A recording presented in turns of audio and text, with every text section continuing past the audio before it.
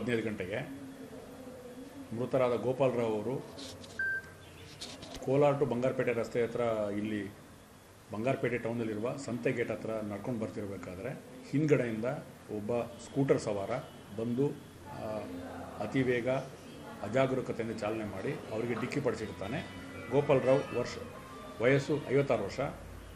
ಪ್ರಥಮವಾಗಿ ಬಂಗಾರಪೇಟೆ ಆಸ್ಪತ್ರೆಗೆ ಚಿಕಿತ್ಸೆಗೆ ದಾಖಲಾಗಿ ನಂತರ SNRನಿಂದ ಹೆಚ್ಚಿನ ಚಿಕಿತ್ಸೆಗೆ ಹೋಗ್ತಿರಬೇಕಾದ್ರೆ ಮಾರ್ಗ ಮಧ್ಯದಲ್ಲಿ ಅವರು ಮೃತರಾಗಿರ್ತಾರೆ ಅಂತ ನಮಗೆ ಈಗ ಒಂದು ಪ್ರಕರಣ ದಾಖಲು ಮಾಡ್ತಾ ಇದ್ದೀವಿ. ಇದರಲ್ಲಿ ಆರೋಪಿ ಚಾಲಕನ ವಿರುದ್ಧ ಸೂಕ್ತ ಸಾಕ್ಷ್ಯಾಧಾರವನ್ನು ಸಂಗ್ರಹಿಸಿ ಕಾನೂನು ಕ್ರಮ ಕೈಗೊಳ್ಳಲಾಗಿದೆ. ಅದ್ರ ಬಗ್ಗೆ ಕೂಲಂಕುಷವಾಗಿ ತನಿಖೆ ಮಾಡಿ ಅಲ್ಲಿ ಬರ್ತಕ್ಕಂಥ ಎಲ್ಲ ಸಾಕ್ಷಿಗಳನ್ನು, ಪ್ರತ್ಯಕ್ಷ ಸಾಕ್ಷಿಗಳನ್ನು ಮತ್ತು ಯಾವುದ್ಯಾವುದು ತಾಂತ್ರಿಕ ಸಾಕ್ಷಿಗಳು, CCTV ಏನೇನು ಬರ್ತದೆ ಅದೆಲ್ಲ ನೋಡಿಕೊಂಡು ನಾವು ಮುಂದಿನ ಕಾನೂನು ಕ್ರಮ ಮಾಡ್ತೀವಿ.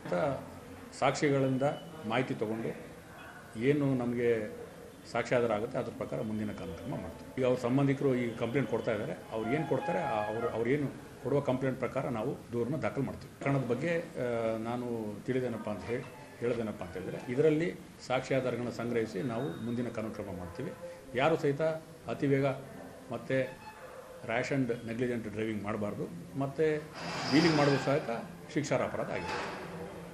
ನನಗೆ 8:30ಗೆ ಫೋನ್ ಬಂತು. ನಮ್ಮ ಹಸ್ಬೆಂಡ್ ಫೋನಿಂದನೇ ಫೋನ್ ಬಂದಿದ್ದು.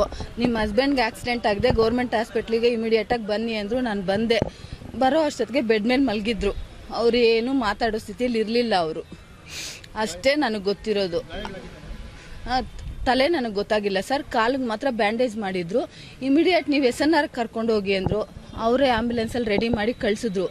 SNRಗೆ ಹೋದರೆ ಅವರು ಏನು ಹೇಳೋಕ್ಕಾಗಲ್ಲ, ನೀವು ಇಮಿಡಿಯೇಟ್ ನಿಮೆನ್ಸ್ಗೆ ಕರ್ಕೊಂಡು ಹೋಗಿ ಅಂದರು. ನಿಮೆನ್ಸ್ಗೆ ಹೋಗೋ ಅಷ್ಟೊತ್ತಿಗೆ ಅರ್ಧ ದಾರಿಯಲ್ಲೇ ಡೆತ್ ಆಗಿದೆ ಅಂತ ಗೊತ್ತಾಯಿತು. ರಿಟರ್ನ್ ಕರ್ಕೊಂಬಂದು ಗೌರ್ಮೆಂಟ್ ಹಾಸ್ಪಿಟ್ಲ್ ಹತ್ರ ಬಾಡಿನ ಇಟ್ಕೊಂಡಿದ್ವಿ. ಇವಾಗ ಕರ್ಕೊಂಡು ಹೋಗಿ ಅಲ್ಲೆಲ್ಲೋ ಮಲಗಿಸಿದ್ದಾರೆ.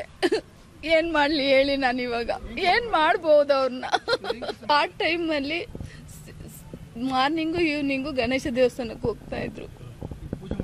ಪೂಜೆ ಮಾಡ್ಕೊಂಡು ಬರಬೇಕಾದ್ರೆ ಈ ಥರ ಆಗಿರೋದು. ಹೇಳ್ತಿದ್ರಲ್ಲ, ನಮ್ಮ ಫೋನೇ ತೊಗೊಂಡು ನನ್ನ ಕಾಲ್ ಬಂತು. ನನ್ನ ಹಸ್ಬೆಂಡ್ ಅಂದ್ಕೊಂಡೆ. ಅಲ್ಲಿ ಕಾಲ್ ಮಾಡಿದ್ದು ಅವರು. ಈ ಥರ ನಿಮ್ಮ ಹಸ್ಬೆಂಡ್ಗೆ ಆಕ್ಸಿಡೆಂಟ್ ಆಗಿದೆ, ಗೌರ್ಮೆಂಟ್ ಹಾಸ್ಪಿಟ್ಲ್ ಹತ್ರ ಇಮಿಡಿಯೇಟಾಗಿ ಬನ್ನಿ ಅಂದರು.